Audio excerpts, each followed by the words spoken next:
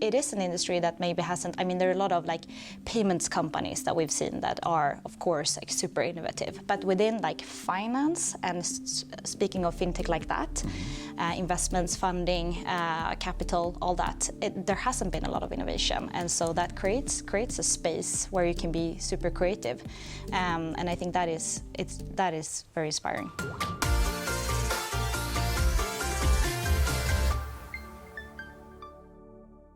Elin, thank you so much for being here in Copenhagen. It's great to meet you. Thank you. It's really nice to be here. I'm so excited. Yes, so are we. We've been looking forward to speaking to you for a while. So let's just start. Tell us a little bit about you, who you are and what you do. Yeah, so I am soon to be 30, living in Stockholm with my boyfriend.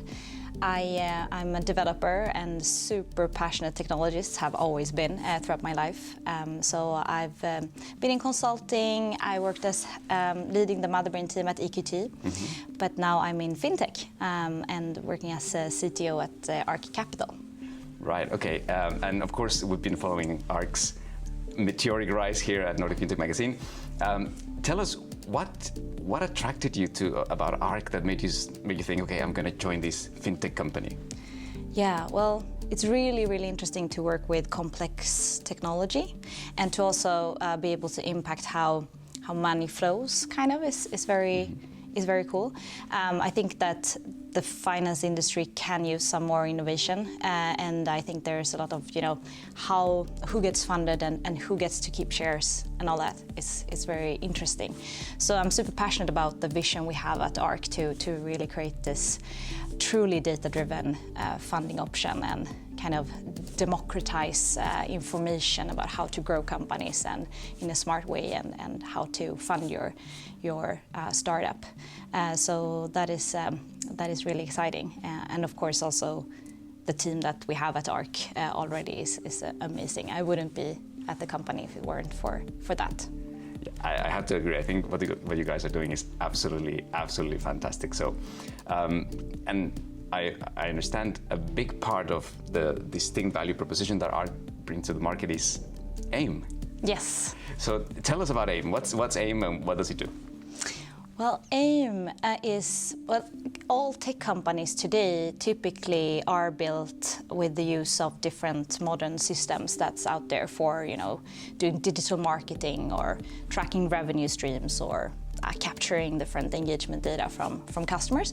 And what AIM does is lets you connect your raw company data by authenticating to all these different systems. And then AIM can use these very standardized data models to normalize it, to put it all together, to define metrics for the different business models and to form a kind of financial snapshot and an overview of the company. And so you get like a dashboard with growth potential and indicators. And we use this dashboard internally at ArK to understand if the company has any predictable growth, and so if we can fund them. That's why all the innovation and machine learning and data engineering that we put in to developing AIM is beneficial for both us and also the customers. So that is the platform and the idea. So I understand then that AIM basically gets the raw data out of the systems of the other companies and then does some predictive analytics. Why hasn't this been done before? What has changed either in technology or in the environment that makes this the right time to develop a solution like AIM? Yeah, it's a good question. I think that it's probably that the finance industry and investing and all that has been very successful historically, and maybe it hasn't felt the need to do a lot of technical innovation and transformation. But right now there's a lot of innovation in this space. I think new funding options and ways of investing is emerging every day. So I think that is super exciting. Two trends that we at ArK are kind of riding on is one is this fact that there's so many great platforms that tech companies will obviously use today to grow quickly, and they are having standard data models in their backbone. It's the same all over the world, and we can connect to that and make sense of it. And that is new. We could probably not do that just like 5 years ago. So that's one thing, and secondly, just like the amount of data. I think everyone right now is understanding the benefit of tracking almost everything, like customer behaviors, and just to make better products. So we can also hoard that and make sense of it with machine learning, and it's very applicable. Right, and in the development, I understand AIM is you never finish developing, right? It continues to grow. But what's been the biggest challenge that you found so far in trying to implement some of the functionality that you envisioned for AIM? Yeah, there are lots of challenges for sure. I think the biggest one I would single out is just there is the complexity in what we're trying to do. We're gathering lots of data. We are forming this, like the ArK data model, and there's a lot of data processing, machine learning engineering going into that, financial analysis and all that. So we have to have a tech team and a product team that works very closely with the business as well. So I think that leadership challenge is very big, but it's also super exciting. Like what we're doing, it requires a very deep tech stack, and so that's the type of complexity that I just love working with. It's really cool. Okay, and as a CTO, I can imagine that you know how far you can push technology to achieve your vision of what you want to do. Is there anything that you think, I love we could do this, but technology is not right there yet? Yeah, like if I can brainstorm freely, yeah, absolutely. I mean, I would love for the sake of humanity that we could solve. There's lots of problems that I think that you can solve with technical innovation. Like I would love to reduce the air emissions and like carbon dioxide in the atmosphere, and what else? I would love to have even more like innovation and research within healthcare, and specifically female healthcare, like more femtech innovation and that sort of thing. I think that space is super cool. So I'm very excited that we are like supporting all these entrepreneurs and all these, very diverse types of companies, because I really believe in that, that technical innovation will have like a big impact on the future solutions. Okay. Now, let's switch gears a little bit. And I would love to understand from you, what does it take to be a CTO in a fintech company? What are the main skills that you require to be successful as a CTO? I think what's special with fintech is that it is a merge of these two types of industries, like finance and tech. I think finance typically comes with lots of requirements. If you're building a financial product, the quality needs to be super high, and there are also these regulations. And typically tech is more, that culture is more like, move fast and break things, kind of, and iterate quickly and just like have prototypes and all that. So it is two different cultures that are kind of coming together. And I think that's a very exciting challenge to balance that as CTO, and to be responsible for very like a wide range of things, and to have that balance. Okay, and you mentioned earlier that you were, before joining ArK, you were in a leadership position within EQT. So my question is, have you noticed any difference between the responsibilities of leadership roles in technology in an incumbent and fintech? Oh, it's a really good question.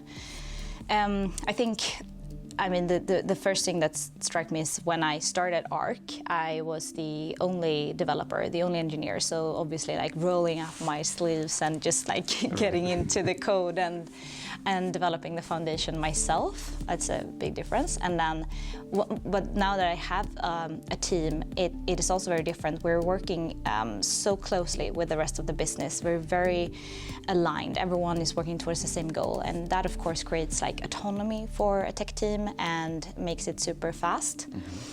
And that is obviously a lot of fun.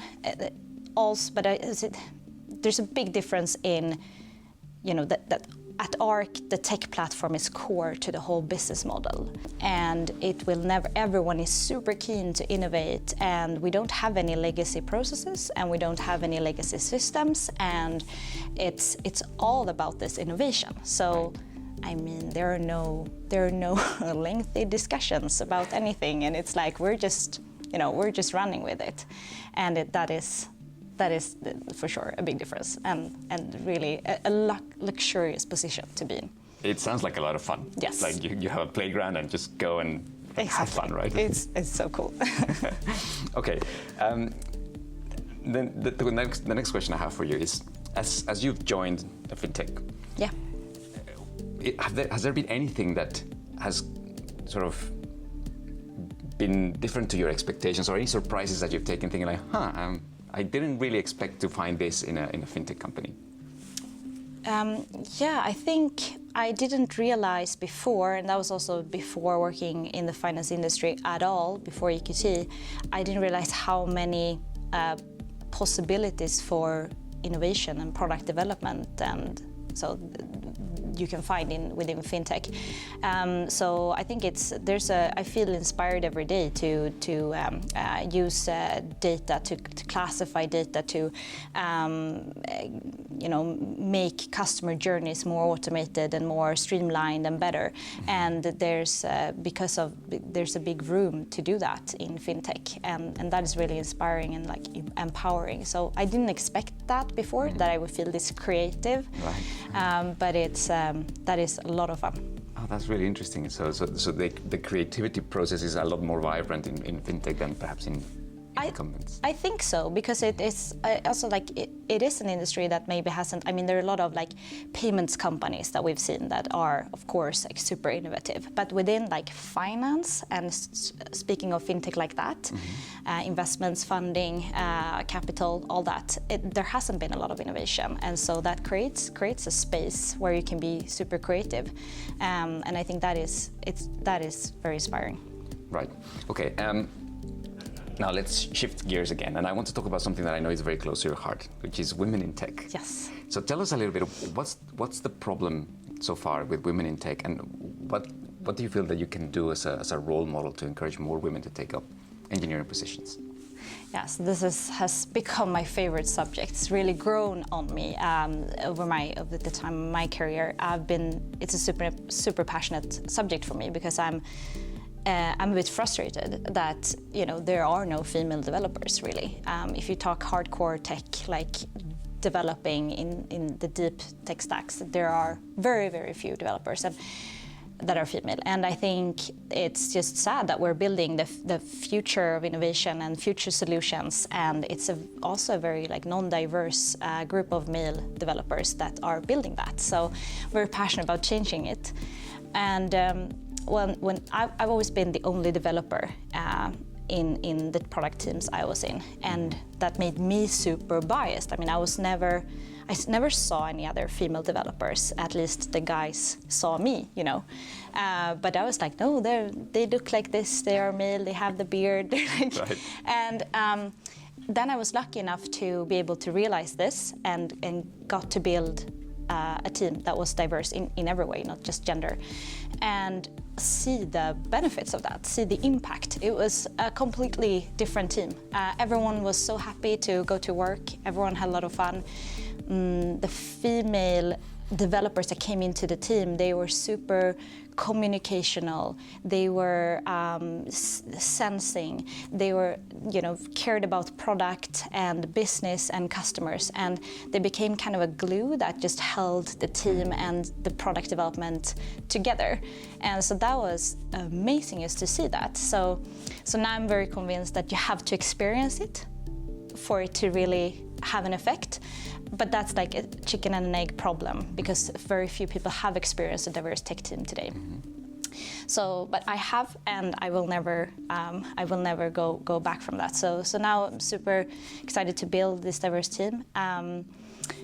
But when I speak to young female techies, or at all tech-interested females, like my younger sister who is studying engineering, I always tell them, stay in deep tech, like for at least 2 to 5 years, after you've graduated and you start working, stay in those positions. Just do coding if you can. 8 hours a day at work, coding, that teaches you a lot.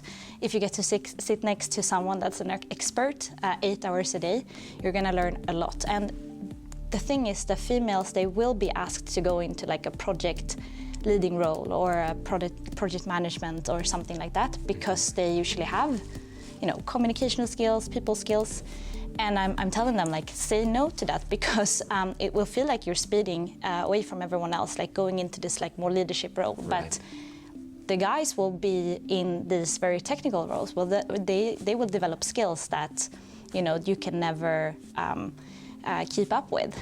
So it means that, you can never go beyond that if you don't have those technical skills.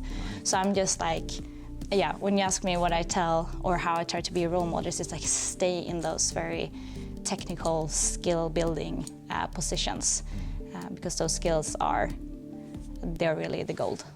And what do you think is the problem to begin with, that not enough women go into engineering fields or into developing fields?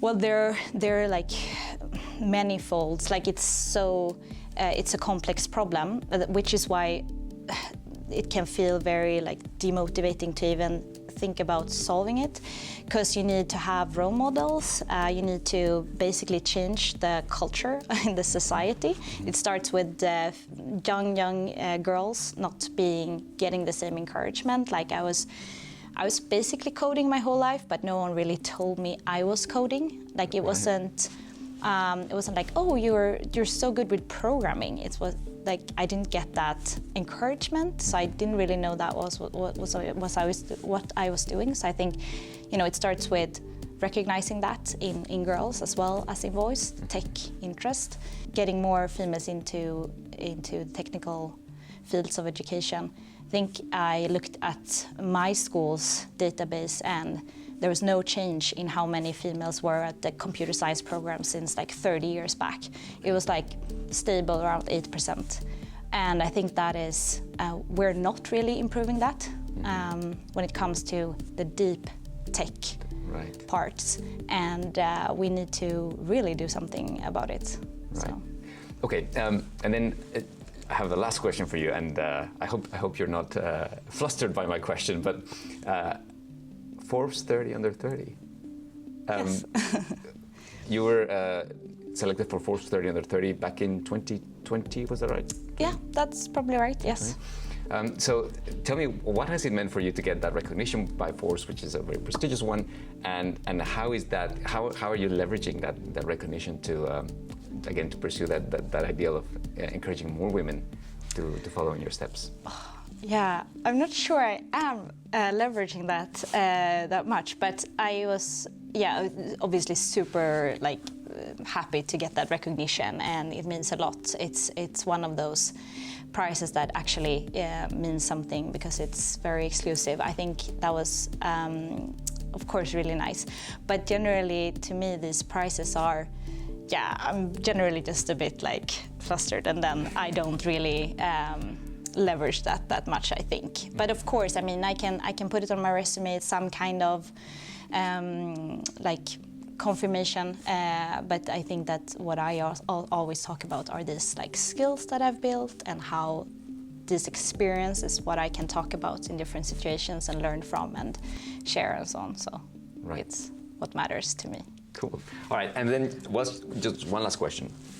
What can we expect ArK Kapital to be able to do in the next, let's say, 3 to 5 years, based on your vision for developing AIM, which is this core technology that the company is founded on? Yeah, well, I'm hoping that in the future there will be what AIM will be what LinkedIn is for the talent market today. So AIM will be the financial profile of a company, any company. So I'm hoping that it will be a marketplace where tech entrepreneurs can meet with different types of investors and get funding in new ways, and where it's the more democratizing, really disrupting this industry and making it more accessible and more diverse. That is really what I'm hoping for and think that we will achieve. Well, that's fascinating, Elin. Thank you so much for spending time with us, and it's been a real pleasure getting to meet you and listen to your perspective. Thank you. This was really fun. And we look forward to seeing you in September for Nordic Fintech Week. Yes, that will be even more fun. Thanks a lot. Thank you.